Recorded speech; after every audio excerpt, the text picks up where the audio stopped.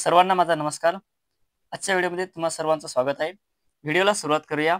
4 किंवा जास्त अंकांची संख्या 8 ने विभाज्य असेल कधी जर शेवटच्या 3 अंकाला जर 8 ने भाग जात असेल तर त्या पूर्ण संख्येला 8 ने भाग जातो. पर्याय क्रमांक डी. बघूया पुढील प्रश्न. जर 3 क्रमिक संख्यांची बेरीज 15 आहे तर मधल्या संख्येचा वर्ग किती? आता जर आपण 3, 4 आणि 5 क्रमिक संख्या आहे 3, 4 आणि 5. तर 3 आणि 4 7, 7 आणि 5 12. आपल्याला बेरीज पाहिजे 15. मग आपण 4 अधिक 5 अधिक 6 घेऊया. तर 4 आणि 5 9, 9 आणि 6 15. यांची बेरीज 15 आली.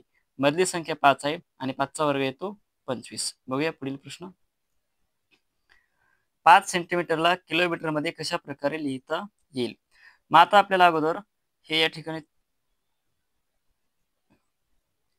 आपल्याला सेंटीमीटर पासून किलोमीटर पर्यंत जायचे. ठीक आहे.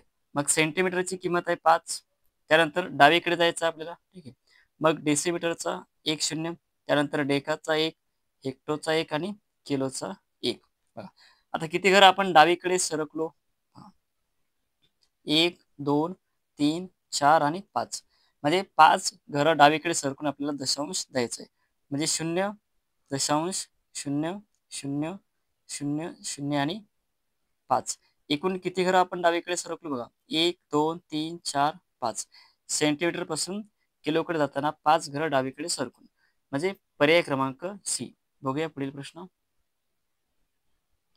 पुढीलपैकी कोणती संख्या 3 4 5 आणि 6 ने विभाज्य आहे? आता विभाज्य आहे हे काढण्यासाठी आपल्याला या संख्यांचा लसावी काढावा लागतो. ठीक आहे. मग संख्या कोणत्या आहेत? 3 4 5 आणि 6. तर याला सुरुवातीला 2 ने भाग देऊ आपण. 2 ने 3 ला भाग जात नाही, 4 ला भाग जातो, 5 ला जात नाही, 3 ला भाग जातो 3चा. आता याला 3 ने भाग देऊया. इथे 1 2 ला जात नाही, 5 ला जात नाही आणि इथे 1. मग आता सरळ यांचा गुणाकार करा. म्हणजे हे 2 गुणेला 3 गुणेला 1 गुणेला 2 गुणेला 5 गुणेला 1.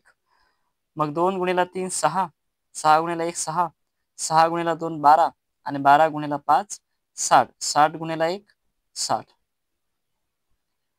पर्याय क्रमांक बी. धन्यवाद.